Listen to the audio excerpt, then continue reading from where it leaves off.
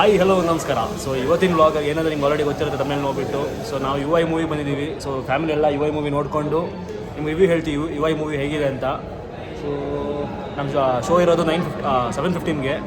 ಇನ್ನೊಂದು 10 ನಿಮಿಷ ಇದೆ ಶೋ ಸ್ಟಾರ್ಟ್ ಆಗೋಕ್ಕೆ. ವೆಯ್ಟ್ ಮಾಡ್ತಾ ಇದ್ದೀವಿ. ಮೂವಿ ನೋಡ್ಕೊಂಡು ಬಂದು ನಿಮಗೆ ಮೂವಿ ಆಗಿದೆ ಅಂತ ಹೇಳ್ತೀವಿ ನಾವೆಲ್ಲ. ಗೈಸ್ ಇವಾಗ ಇಂಟರ್ಮಿಷನ್. ಅವ ಹೆಂಗಿದೆ ಅಮ್ಮ? ಫಸ್ಟ್ ಹಾಫ್ ಹೆಂಗಿದೆ? ಅಷ್ಟೇ ಹೆಂಗಿತ್ತು? ಅರ್ಥ ಆಯ್ತಾ? ನೋ ವರ್ಡ್ಸ್ ಬಿಟ್ಬಿಡಿ. ಅರ್ಥ ಆಯ್ತಾ ನಿಮಗೆ? ಅರ್ಥ ಆಗಿಲ್ಲ. ನಿಮ್ಗೆ ಅರ್ಥ ಆಯ್ತಾ ಮೂವಿ? ಅರ್ಥ ಆಯ್ತಾ? ಮೂವಿ ಅರ್ಥ ಆಯ್ತಾ ಹೇಳಿ. ಬುದ್ಧಿವಂತರಿಗೆ ಮಾತ್ರ ಅರ್ಥ ಆಗ್ಬೋದು ಅವರು. ನಿಮ್ಗೆ ಅರ್ಥ ಆಯ್ತಾ? ಅರ್ಥ ಆಯ್ತಾ? ಹಿಂಗೆ ಹೇಳ್ರೆ ಅರ್ಥ ಆಗತ್ತೆ ಅವ್ರಿಗೆ, ಇಲ್ಲಾಂದ್ರೆ ಅರ್ಥ ಆಗಲ್ಲ. ನೇಲಿಗೆ ಅರ್ಥ ಆಗಿರುತ್ತಲ್ಲ? ಅರ್ಥ ಆಗಿಲ್ಲ. ಇಲ್ಲ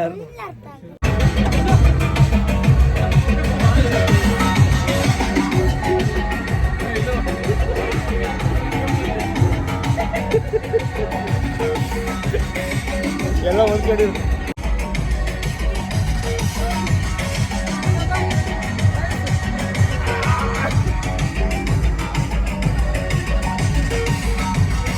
ಓಕೆ ಗೈಸ್. ಸೊ ಈ ಮೂವಿ ಬಗ್ಗೆ ಕಂಪ್ಲೀಟ್ ರಿವ್ಯೂ ಹೇಳ್ತೀನಿ ಕೇಳಿ. ಫಸ್ಟ್ ಆಫ್ ಆಲ್ ಒಂದು ಡಿಸ್ಕ್ಲೇಮರ್ ಹೇಳ್ಬಿಡ್ತೀನಿ ಇವಾಗಲೇ. ನೀವು ನಿಮ್ಮ ಪೇರೆಂಟ್ಸ್ನ ಫ್ಯಾಮಿಲಿನ ಕರ್ಕೊಂಡು ಹೋಗಿದ್ದರೆ ನಿಮ್ಮ ಪರ್ಸ್ನಲ್ ಜೊತೆ ಕರ್ಕೊಂಡು ಹೋಗಿ. ಯಾಕಂದರೆ ಪಕ್ಕ ನೀವು ಬೈಸ್ಕೊಂಡು ಬರ್ತೀರಾ ನಿಮ್ಮ ಫ್ಯಾಮಿಲಿನ ಕರ್ಕೊಂಡು ಹೋದರೆ. ನಾನು ನಮ್ಮ ಮನೆಯಲ್ಲಿ ಕರ್ಕೊಂಡು ಹೋಗಿದ್ದೆ. ಸೊ ಬೈಸ್ಕೊಂಡೇ ಬಂದಿದ್ದೀನಿ ನಾನು ಇವಾಗ ಮನೆಗೆ. ಮತ್ತು ಈ ಮೂವಿ ಬಗ್ಗೆ ಹೇಳಬೇಕು ಅನ್ನೋಂಗಿದ್ರೆ ಫಸ್ಟ್ ಆಫ್ ಆಲ್ ಆ್ಯನಿಮೇಷನ್ ಚೆನ್ನಾಗಿದೆ, ಸಿನಿಮಾಟೋಗ್ರಫಿ ಚೆನ್ನಾಗಿದೆ, ಡೈರೆಕ್ಷನ್ ಒಪ್ಪಿಸೋ ಡೈರೆಕ್ಷನ್ ಬಗ್ಗೆ ನಾನು ಹೇಳೋಂಗೇ ಇಲ್ಲ. ಎಲ್ಲ ಡಿಫ್ರೆಂಟ್ ಆಗಿರುತ್ತೆಲ್ಲ. ಸೊ ಕಂಪ್ಲೀಟಾಗಿ ಡಿಫ್ರೆಂಟ್ ಆಗಿದೆ. ಒಂದು ಎಕ್ಸಾಂಪಲ್ ಕೊಡ್ತೀನಿ. ಇವಾಗ ಬೇರೆ ಡೈರೆಕ್ಟರ್ಸ್ ಊಟ ಮಾಡೋದನ್ನ ಹಿಂಗೆ ಊಟ ಮಾಡೋದು ತೋರಿಸ್ತಾರೆ. ಇನ್ನು ಕೆಲವರೆಲ್ಲ ಫುಲ್ಲು ಹೀಗೆ ಹಶುವಾಗಿರೋ ಥರ ಫುಲ್ಲು ಎಮೋಷನ್ ಆಗಿಬಿಟ್ಟು ತೋರಿಸ್ತಾರೆ. ಬಟ್ ಈ ಡೈರೆಕ್ಷನಲ್ಲಿ ಹೆಂಗೆ ಅನ್ಸುತ್ತೆ ಅಂದರೆ ಊಟ ಆಗಿದೆ ಅಂತ ಗೊತ್ತಾಗತ್ತೆ ನಿಮಗೆ. ಬಟ್ ಊಟನ ಹಿಂಗೆ ಕೈ ಹಿಂಗೆ ಹೋಗಿ ಅನ್ನದಿಂದ ಬಾಯಿಗೆ ಬರೋದು ತೋರಿಸಲ್ಲ. ಅದು ನಿಮ್ಗೆ ತೋರಿಸಲ್ಲ. ಅದು ನೀವೇ ಅರ್ಥ ಮಾಡ್ಕೋಬೇಕು. ಅಲ್ಲಿ ಬಟ್ ಊಟ ಆಗಿದೆ ಅಂತ ನಿಮ್ಗೆ ಗೊತ್ತಾಗುತ್ತೆ.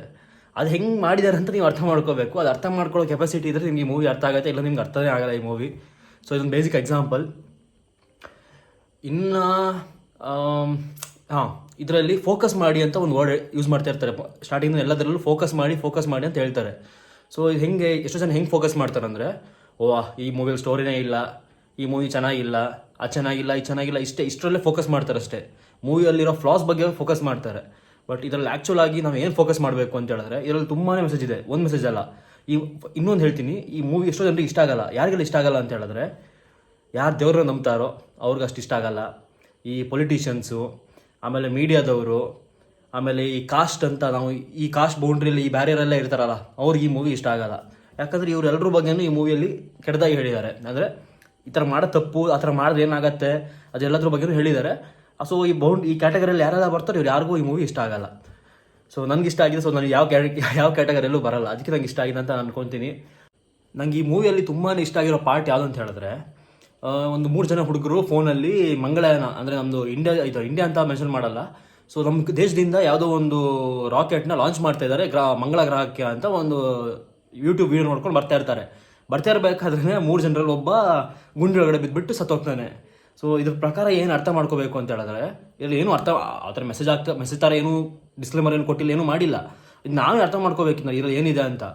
ನಾವು ಭೂಮಿಯಿಂದ ಬೇರೆ ಪ್ಲಾನೆಟಿಗೆ ಹೋಗಿ ಪ್ಲ್ಯಾನ್ ಮಾಡ್ತಾ ಇದ್ದೀವಿ. ಬಟ್ ನಮ್ಮ ಭೂಮಿಯಲ್ಲೇ ಬಿದ್ಕೊಂಡು ಸಾಯ್ತಾ ಇದ್ದೀವಿ. ಸೊ ನಮ್ಮ ಭೂಮಿಯಲ್ಲೇ ನಮ್ಗೆ ಎಷ್ಟೋ ಸರಿ ಮಾಡ್ಕೊಳ್ಳೋಕೆ ದುಡ್ಡು ಬೇಕು, ಖರ್ಚು ಮಾಡಬೇಕು. ರೋಡು, ಈ ಏನದು ಬೋರ್ವೆಲ್ ತೋಡ್ಬಿಟ್ಟು ಗುಂಡಿನ ಹಂಗೆ ಬಿಟ್ಬಿಡ್ತಾರಲ್ಲ, ಇದರಲ್ಲಿ ಎಷ್ಟೋ ಜನ ಮಕ್ಕಳು ಬಿದ್ದು ಸತ್ತೋಗಿದ್ದಾರೆ. ಆಯಿತಾ? ಇದ್ರ ಬಗ್ಗೆ ಎಲ್ಲ ಯಾರು ಕೇರ್ ಮಾಡಲ್ಲ. ನಾವು ಬೇರೆ ಗ್ರಹಕ್ಕೆ ಹೋಗೋಕೆ ಏನು ಕೆಲಸ ಮಾಡಬೇಕು? ಫಸ್ಟ್ ಆಫ್ ಆಲ್ ನಮ್ಮ ಗ್ರಹನೇ ಈ ಥರ ಹಾಳು ಮಾಡಿಕೊಂಡು ಇನ್ನೊಂದು ಗ್ರಹಕ್ಕೆ ಹೋಗಿ ಅದು ಒಂದು ಬಿಸ್ನೆಸ್ ಮಾತ್ರ ನನ್ನ ಪ್ರಕಾರ. ಫ್ಯೂಚರಲ್ಲಿ ನಮ್ಮ ಗ್ರಹನ ಕಂಪ್ಲೀಟಾಗಿ ಹಾಳು ಮಾಡ್ಕೊತಾರೆ, ಪೊಲ್ಯೂಷನ್ ಮಾಡ್ಕೊಂಡು ಹಾಳು ಮಾಡ್ಕೊತಾರೆ. ಮತ್ತು ಫ್ಯೂಚರಲ್ಲಿ ನಾವು ಬೇರೆ ಗ್ರಹಕ್ಕೆ ಹೋಗೋಕೆ ನೀವು ದುಡ್ಡು ಕೊಡಿ, ಅಷ್ಟು ದುಡ್ಡು ಕೊಡಿ ಅಂತ ಹೇಳ್ಬಿಟ್ಟು ಅಲ್ಲೊಂದಿಷ್ಟು ಸ್ಕ್ಯಾಮ್ ಮಾಡ್ತಾರೆ ನೋಡಿ ಗೌರ್ಮೆಂಟ್ಗಳು. ನಾನು ಹೇಳ್ತೀನಿ, ನಂಗೆ ಫಸ್ಟ್ ಆಫ್ ಆಲ್ ಗೌರ್ಮೆಂಟ್ ಅಂದ್ರೆ ಇಷ್ಟ ಇಲ್ಲ. ನಾನು ಅಕಸ್ಮಾತ್ ನಾನೇನಾದರೂ ಪ್ರೈಮ್ ಮಿನಿಸ್ಟರ್ ನಾನು ಆಗೋದ್ರೆ ನಾನು ಕಂಪ್ಲೀಟ್ ಕಂಟ್ರಿನ ಚೇಂಜ್ ಮಾಡಾಕ್ಬಿಡ್ತೀನಿ. ಈ ಥರ ಅಂತ ಇಟ್ಸ್ಕೊಳ್ಳೋದೇ ಇಲ್ಲ. ಅದು ಈ ಟ್ಯಾಕ್ಸು ಎಲ್ಲದ್ರ ಬಗ್ಗೆನೂ ಮೆನ್ಷನ್ ಮಾಡಿದ್ದಾರೆ. ಕಂಪ್ಲೀಟಾಗಿ ಈ ಮೂವಿನ ನೀವು ಅರ್ಥ ಮಾಡ್ಕೊಂಡು ನೋಡಿದ್ರೆ ನಿಮ್ಗೆ ಪಕ್ಕ ಇಷ್ಟ ಆಗೇ ಆಗುತ್ತೆ. ಅದಕ್ಕೆ ನಾನು ಗ್ಯಾರಂಟಿ. ಸುಮ್ಮನೆ ನೀವು ಯಾವ್ದು ನಿಮಗೆ ಇಷ್ಟ ಆಗಲ್ಲ ಅದ್ರ ಬಗ್ಗೆ ನೀವು ಯೋಚನೆ ಮಾಡೋದಲ್ಲ. ಆದರೆ ಎಲ್ಲ ಪಾರ್ಟು ಅರ್ಥ ಮಾಡ್ಕೊಳ್ಳಿ.